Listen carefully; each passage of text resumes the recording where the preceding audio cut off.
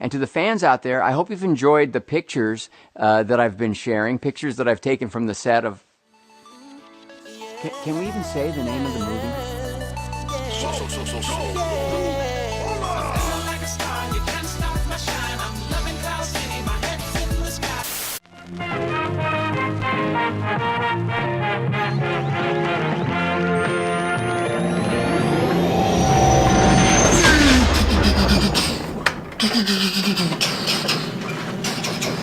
Fastest ship in the galaxy! Fancy spaceship. So, about a month ago, I was able to watch Solo, a Star Wars story for the 4th time in theaters.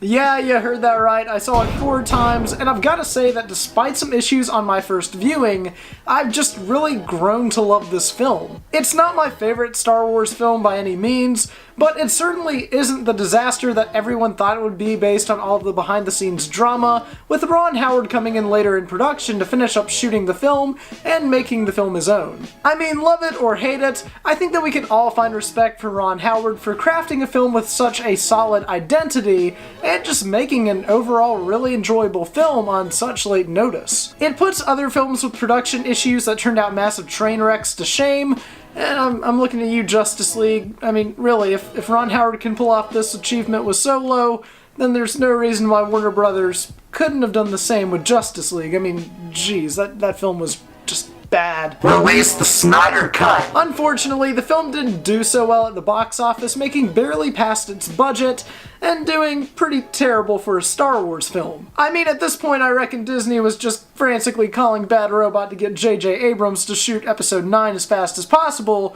to basically just counteract the loss of money that they acquired from Solo. Is J.J. Abrams there?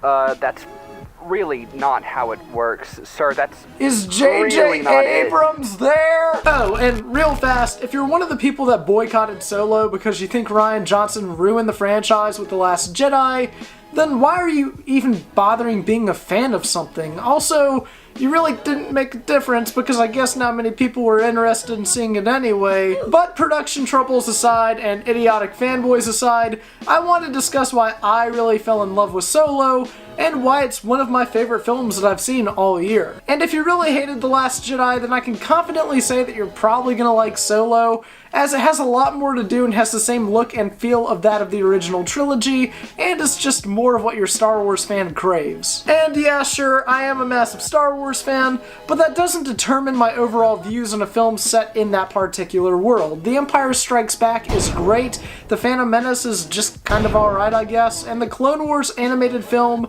is just outright terrible. I don't think I'm too biased to look at the film for what it was, and I do think that Solo has issues, but I feel as if the pros definitely outweigh the cons. And even then, my cons were really less present the second and third time around. I'm a firm believer in giving films multiple chances and just letting them grow on you, and both Solo and The Last Jedi were films like that for me personally. However, when I look at all of the elements that I adore about Solo, the cinematography, the score, the characters, and the direction, one thing stands out to me the most: the development, and how each character has a similar arc, but they're all concluded differently despite having similar twists. What do I mean by this? Well, in order to discuss that, I'm gonna have to go into spoiler territory, so if you haven't seen Solo, I'd wait to check it out when it drops on digital and Blu-ray before watching the rest of this video.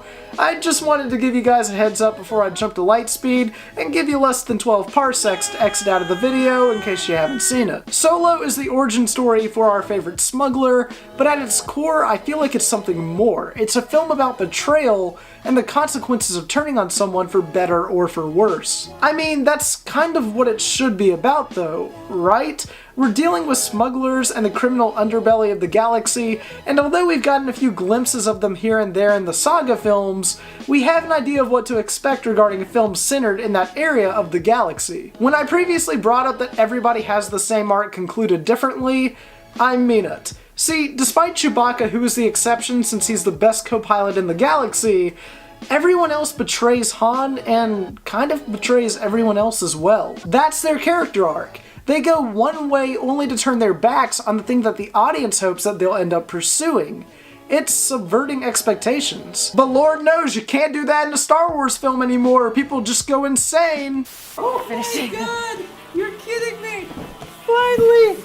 After all these years! Oh my god! Mine! It's a story about how we shouldn't turn our back on the things that we love, and how pursuing our big dreams and goals in life can sometimes take us to places that we could never even imagine. Beckett betrays Han despite being a mentor and a father figure. Kira betrays Han despite wanting to run away and fall in love with him, and Lando betrays Han by cheating at the Sabbat game, and there's just so much more. But let's take a look at what I consider to be the best and most impactful betrayals that helped shape Han Solo by the end of the film. And to me, there's 3 of them: Beckett, Enfys Nest, and most importantly, Kira.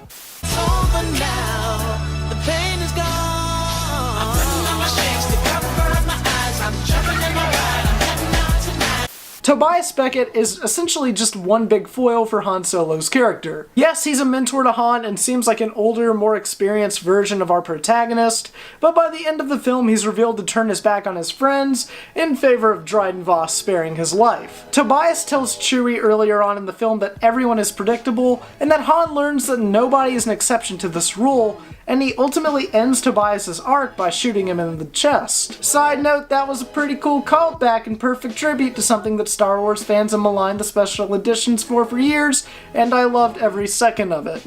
Beckett seemed to be a trustworthy mentor that was pretty much a father figure to Han for the majority of the film, even coaching him during the train heist in the first act, as well as on Kessel when they attempt to steal the Contraxium. Despite all of these positive traits, Beckett turns out just to be another low-life smuggler that will betray anyone for the sake of survival and for a quick buck.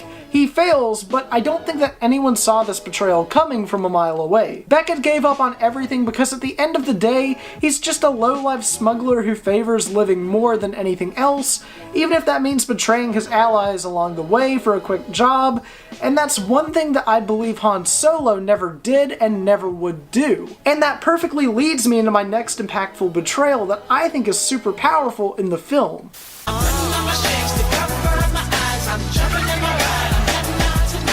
It's the only positive twist in the film. That Enfys Nest, a Cloud Rider that has been stealing from Beckett's crew for the entire film and painted out as an antagonist, is actually a young female smuggler for the rebellion. See, even after Beckett dies, Han doesn't just run off with Chewie with the Contraxium, he gives it all virtually to Enfys Nest, despite not wanting to join her cause. Han claims earlier in the film that he isn't the good guy, but it's moments like this that show that he'll always choose a strong and noble cause over one that leads to corruption and supports tyranny. And now is probably a great time to mention that Enfys Nest is actually the anti-Kira when you think about it. Whereas Kira betrayed Han in favor of her threatening superiors, including a spiky-horned Sith Lord that we all know too well, Enfys Nest is seen as an antagonist but actually teams up with Han to take down these crime lords and aid the rebellion in return. That's an important piece to Han's character, and up until that point in the film's final act,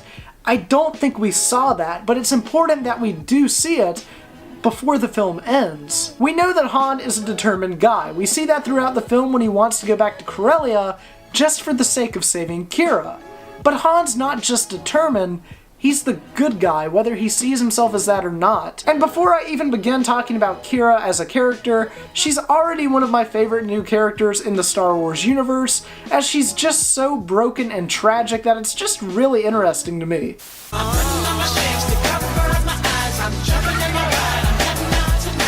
And this is what I consider to be the most impactful betrayal in the entire film.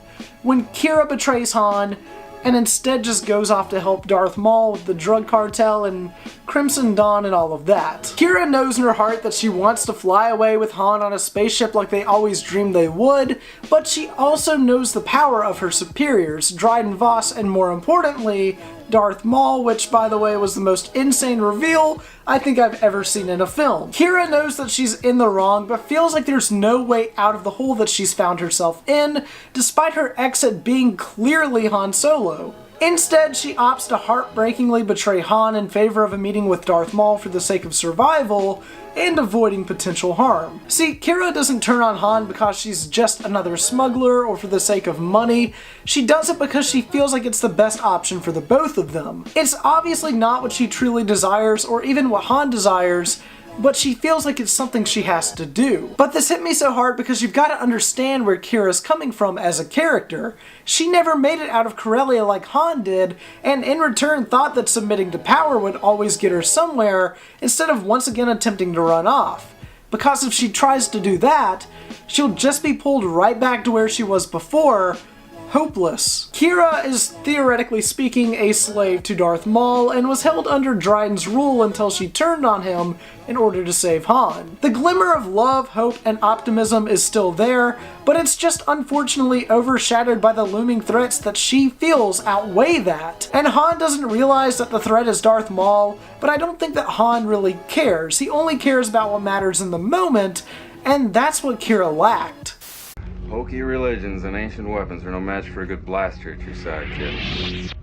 In the end, everyone has a similar character arc, but they're all executed differently, and I think that's what makes this film stand out. Oh, and one last thing that I want to mention.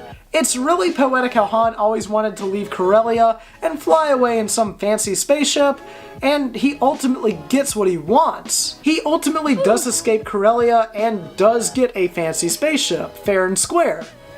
But that fancy spaceship, the Millennium Falcon, is a Corellian-class cruiser. The same ones that his father built on Corellia that he talks about in the film. It's almost like the Millennium Falcon isn't just a piece of junk, but rather a metaphor and symbolic representation of Han's character. A little rough around the edges, but good. And if there's one lesson that we can learn from Solo, it's that you should never look at the odds against you, but rather the ones in your favor, no matter how outnumbered you may feel. Well, that and don't cheat at card games, because it might cost you a really fancy ship and it'll be given to somebody that's gonna just total it.